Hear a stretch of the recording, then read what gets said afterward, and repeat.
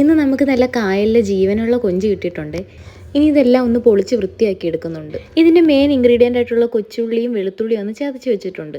ഇനി ക്ലീൻ ചെയ്ത് വെച്ചിരിക്കുന്ന കൊഞ്ചിലേക്ക് ഉപ്പ്, മഞ്ഞൾപ്പൊടി, മുളക് പൊടി, കുരുമുളക് പൊടി, ഗരം മസാല, നാരങ്ങ നീര്, കുറച്ച് കറിവേപ്പിലയും കൂടി ഇട്ട് നന്നായിട്ടൊന്ന് മിക്സ് ചെയ്ത് കുറച്ച് നേരം ഒന്ന് മാറ്റി വെക്കാം.